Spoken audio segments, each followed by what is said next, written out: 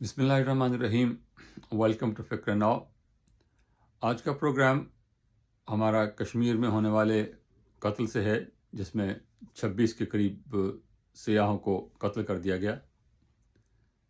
یہ واقعہ مذمت کے قابل ہے اور اس کی مذمت غیر مشروط طور پر ہونی چاہیے۔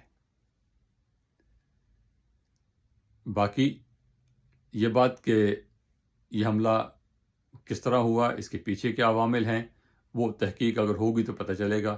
اس وقت جو عالم ہے، ہیجان ایک بچا ہے برپا انڈیا میں اور پاکستان میں کسی حد تک ہے کہ ایک غصے کا عالم ہے۔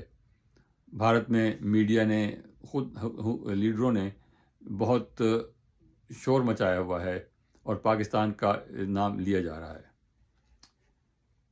پاکستان کی موجودہ جو معاشی حالت ہے، جو اس وقت ان کا پروجیکٹ چل رہا ہے، جس طرح وہ آئی ایم ایف سے قرضے لے کر اور آئی ایم ایف سے مدد لے کر اکانومی کو دھیرے دھیرے درست کرنے کی کوشش کر رہے ہیں، اور جس طرح وہ فارن انویسٹمنٹ لانے کے لیے تگ و دو کر رہے ہیں، تو ایسے میں اس چیز کا امکان بظاہر نہیں ہے کہ پاکستان سے کوئی اس قسم کا اقدام کرے گا جس سے بھارت کے ساتھ جو ہے وہ ٹینشن اس حد تک بڑھے کہ لڑائی کی نوبت پہنچ جائے، معاشی ترقی جو ہے وہ رک جائے اور پاکستان کے لیے مزید مشکلات پیدا ہوں۔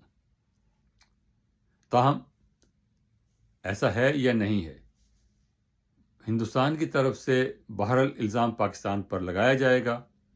یہ سیاسی طور پر بھی ایک آسان بات ہے، بلکہ دونوں ملکوں میں ہے یہ سلسلہ کہ کوئی بھی بات ہو تو ہم ہندوستان والے پاکستان پر، پاکستان والے ہندوستان پر الزام لگاتے ہیں، کوئی ثبوت ہو یا نہ ہو۔ تو موجودہ صورتحال میں کیونکہ اس وقت ہندوستان جو ہے وہ معاشی طور پر کافی مضبوط ہے ہمارے نسبت، اور بین الاقوامی طور پر بھی اس کی حمایت کافی ہے، اور یہ جو حملہ ہوا ہے اس کی مذمت ہر جگہ سے کی گئی ہے، چین سے، پاکستان سے، امریکہ سے، دنیا کے ہر طریقے سے اس کی مذمت کی گئی ہے اور اس کی مذمت کی جانی چاہیے۔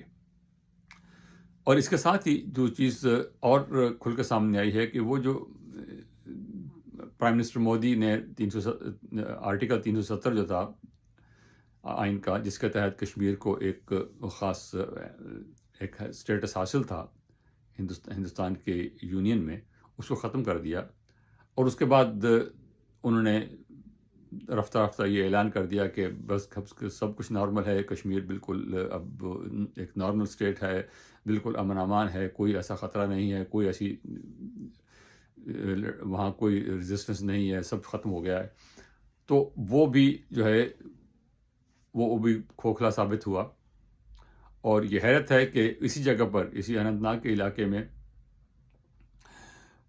جو امرناتھ یاترا کے جو یاتری جاتے رہے ہیں، ان پہ مسلسل حملے ہوتے رہے ہیں، اور 2019 کے بعد جب اس کا اسٹیٹس ختم کیا گیا تو یہ جو گروپ جس نے اب دعویٰ کیا ہے دا ریزسٹنس فرنٹ، مزاحمتی محاذ کہہ لیجیے اس کو، اس کا وجود بھی اس کے بعد ہوا تھا، اور ان کے جو بانی ہیں سجاد گل نامی، وہ سری نگر کے رہنے والے ہیں، ہندوستان کی جیلوں میں بھی وہ سزا کاٹ چکے ہیں، تو ان کا نام لیا جا رہا ہے کہ وہ اس گروپ کے سربراہ ہیں۔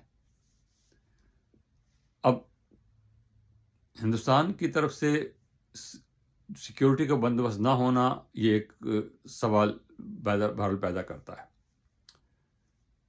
اور ہندوستان کے میڈیا، جو سوشل میڈیا، اس پر یہ خبریں بھی ہیں کہ جو سیاح مارے گئے ہیں ان میں کچھ لوگ جو تھے وہ ہندوستان کی فوج سے اور انٹیلیجنس کے لوگ بھی تھے جو اپنے پرائیویٹ طور پہ وہاں آئے ہوئے تھے۔ اب یہ کس حد تک درست ہے معلوم نہیں، لیکن بہرحال اگر وہ لوگ آئے ہیں وہاں، وہ ان لوگ اور سیاح ویسے بھی اگر آ رہے ہیں اس علاقے میں، تو اس لوگوں کی سیکیورٹی کا بندوبست تو ہونا چاہیے تھا۔ یہاں سے تو لگتا ہے کوئی سیکیورٹی کا انتظام نہیں تھا، جبکہ اسی علاقے میں جو امرناتھ یاترا کے لوگ ہیں ان پر حملے ہوتے رہے ہیں اور مسلسل ہوتے رہے ہیں۔ پچھلے سال ہی 2024 میں وہاں پر اچھی خاصی کارروائی ہوئی ہے انہی جنگلوں میں جہاں پر یہ اب اٹیک ہوا ہے، یا بھارتی فوج نے پولیس کے ساتھ مل کر ڈرون وغیرہ استعمال ہوئے اور کافی دن تک یہ آپریشن جاری رہا۔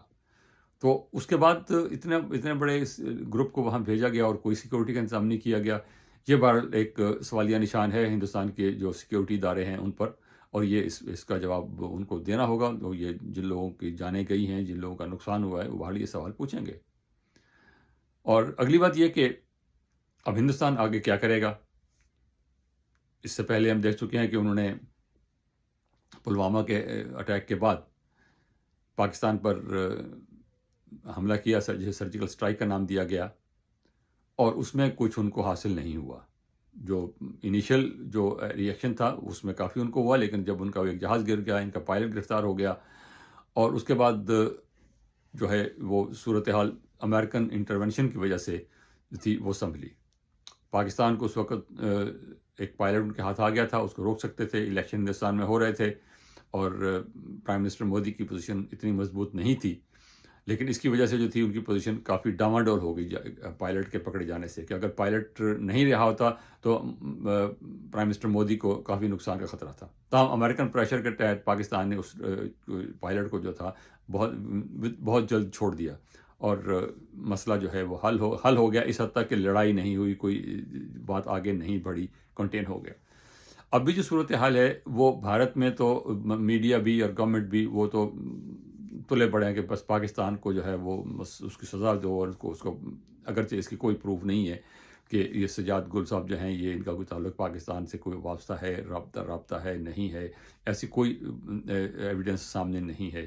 اور پاکستان کی جو صورتحال ہے اس میں ایسا کرنا، کم از کم مجھے ذاتی طور پر، میں کسی انفارمیشن کی بنیاد پہ نہیں کہہ رہا، ذاتی طور پہ میں نہیں سمجھتا کہ پاکستان کے جو ہے حکومت ہے یا ملٹری لیڈرشپ ہے وہ اس قسم کی کوئی حرکت کریں گے، جبکہ ہماری اپنی صورتحال جو ہے اتنی کمزور ہے معاشی طور پر، اور ہم بڑی مشکل سے جو ہے اس معاشی بحران سے نکلنے کی کوشش کر رہے ہیں. اس سے اور ملٹری کے جو اس سے پہلے سربراہ تھے جنرل باجوہ، انہوں نے بھی ہندوستان کے ساتھ بارڈر کنٹرول پہ، کشمیر پہ خاص طور پر جنگ بندی کرا رکھی، کوئی گڑبڑ نہیں ہو، ہندوستان کے ساتھ جو ہے ورکنگ ریلیشن شپ رکھے جائیں. ہندوستان نے پہلی اقدام یہ کیا کہ انڈس واٹر ٹریٹی جو تھی اس کو سسپینڈ کر دیا. وہ اب ایک قانونی مسئلہ ہے، اس کو سسپینڈ کر سکتے ہیں نہیں کر سکتے، پاکستان اس کے کیا ریئیکشن اس پہ کیا کر سکتا ہے، تو یہ ایک الگ مسئلہ ہے. لیکن بہرحال یہ ایک ایسا اقدام ہندوستان نے کیا ہے جس کی توقع تو نہیں تھی، اگرچہ وہ کہتے رہے ہیں، لیکن خیال یہ تھا کہ وہ ٹریٹی جو ہے وہ معاہدہ جو برقرار رہے گا. لیکن اب بہرحال اس کے مستقبل جو ہے اس کا وہ ڈاواڈول نظر آتا ہے، اور پانی کا بحران شدید سے شدید تر ہو سکتا ہے پاکستان کے لیے. تاہم جو فوری مسئلہ ہے وہ یہ لڑائی والا ہے، ایسکلیشن کا ہے، کہ بات آگے بڑھنی چاہیے نہیں بڑھنی چاہیے. بات آگے نہیں بڑھنی چاہیے. پاکستان کو اس مسئلے پہ کنڈیم کرنا چاہیے، اور انٹرنیشنل پاور جو ہیں خاص طور پہ امریکہ کو اس میں انوالو کرنا چاہیے. جے ڈی وینس جن کے جو وائس پریزیڈنٹ ہیں، اور ان کی بھارتی نژاد جو بیوی ہیں، وہ اس وقت ہندوستان کے دورے پر ہیں. جے پور میں تھے کل وہ جب یہ حملہ ہوا ہے. پریزیڈنٹ ٹرمپ نے بھی بڑا اسٹرانگ اسٹیٹمنٹ دیا ہے ہندوستان کی حمایت میں، اور سب لوگوں نے اس کو کنڈیم کیا ہے. چین کا بڑا اسٹرانگ اسٹیٹمنٹ آیا ہے. اب پاکستان کے لیے جو آپشن ہے وہ یہی ہے کہ آپ اپنے طور پر تیار رہیں، اپنے دفاع کے لیے تیار رہیں. اگر ادھر سے کوئی کارروائی ہوتی ہے تو آپ اس کو ریزسٹ کریں، لیکن ہماری طرف سے کوئی اس بات کو بڑھوتری نہیں ملنی چاہیے، اس بات کو آگے نہیں بڑھانا چاہیے کہ ہمیں کوئی لڑائی چاہیے. لڑائی سے کچھ بھی حاصل نہیں ہوگا. لڑائیاں بہت پہلے بھی ہو چکی ہیں، ہمیں کچھ حاصل نہیں ہوا. ہندوستان کو بھی کچھ حاصل نہیں ہوا. 2019 میں بھی جو کارروائی ہوئی اس میں بھی ہندوستان نے وہ سو کالڈ سرجیکل اسٹرائک کی اور بہت واویلا کیا، لیکن آخر میں ہندوستان کو بھی ہزیمت اٹھانا پڑی اور پاکستان کو بھی کچھ حاصل نہیں ہوا. تو اس لیے اس راستے پہ نہیں جانا چاہیے. اس سے کوئی مسئلہ حل نہیں ہوگا، نہ ہمارا نہ ہندوستان کا. امریکہ کو اس میں انوالو کرنا پڑے گا، اور امریکہ کو انوالو کر کے اور اس پہ ڈپلومیٹک طریقے سے خاموشی سے اس مسئلے کو ڈی ایسکیلیٹ کیا جائے. اس کو بات کو آگے نہیں بڑھانا چاہیے. ہمارے ہاں بھی جو جہادی ہیں جو سوشل میڈیا کی حد تک کم از کم بڑا شور مچا رہے ہیں کہ کمال کر دیا جی، بڑا جہاد ہو رہا ہے. جہاد کرنے کا کوئی طریقہ ہے، جہاد کرنے کا کوئی طریقہ ہوتا ہے، جہاد کرنے کا کوئی وقت ہوتا ہے.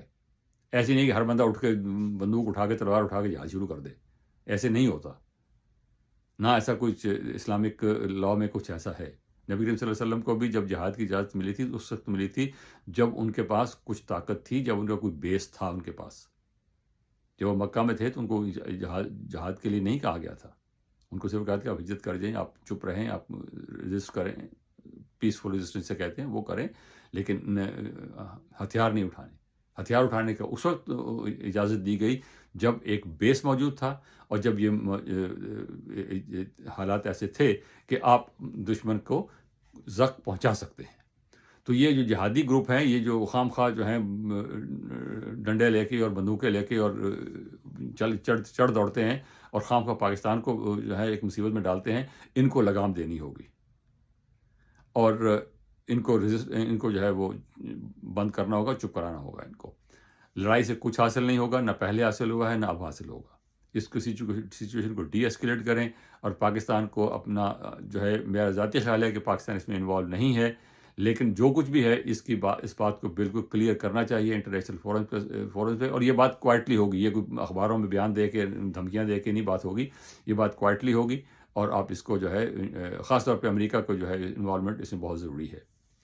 اور باقی انڈس ٹریٹی کا جو ہے وہ کوئی لمبا مسئلہ ہے، وہ آپ ورلڈ بینک کے ساتھ جائیں، اس کے انٹرنیشنل کسی فورم پہ جائیں اس کو حل کرنے کے لیے.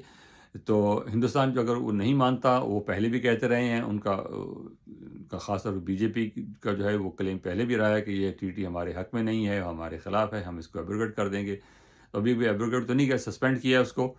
تو لیکن اگر ہندوستان نہیں مانتا تو پھر ہمارے لیے مشکلات ہوں گی اور ہمیں اس پر بھی جو ہے وہ ٹھنڈے دل سے سوچنا ہوگا. تو بات یہاں ختم کرتے ہیں، اور اس دعا کے ساتھ، اس امید کے ساتھ کہ بات آگے نہیں بڑھے گی اور یہ جو دہشت گردی ہے جو پھیل رہی ہے ہمارے پاکستان کے اندر اور ہمارے ارد گرد، اس سے جان چھڑانا ہمارے سب کے فائدے میں ہے. کشمیر کا مسئلہ ایک مسئلہ ہے، اس مسئلے کو حل ہونا ہوگا. وہ مسئلہ ایسے حل نہیں ہوگا، وہ جنگوں سے بھی حل نہیں ہوا. ہندوستان کا بھی اگر یہ خیال ہے کہ وہ اس نے مسئلہ حل کر لیا ہے 370 ایبروگیٹ کر کے، تو وہ مسئلہ حل نہیں ہوا ہے. انہوں نے بتایا کہ 5 لاکھ جو ہیں وہ سیاح پچھلے سال جو ہندوستان میں کشمیر میں گئے ہیں، جس میں 43,000 فارنرز تھے.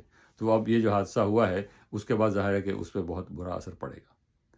تو ہندوستان کو بھی ٹھنڈے دل سے سوچنا چاہیے کہ وہ کشمیر کو نارمل اسٹیٹ نہیں بنا سکے ابھی تک، اور جو ریزسٹنس وہاں پر ہے وہ جینون ریزسٹنس ہے، وہ کوئی ہماری طرف وجہ سے نہیں ہے. وہ پاکستان سپورٹ نہ بھی کرے تو بھی ریزسٹنس وہ ان لوگوں کی رہے گی. خود اس وقت اسمبلی جو ہے اور جو گورنمنٹ ہے کشمیر میں، وہ 370 کی ایبروگیشن جو ہے اس کو نہیں مانتے، اور وہ پاکستان کے حق میں نہیں ہیں وہ لوگ.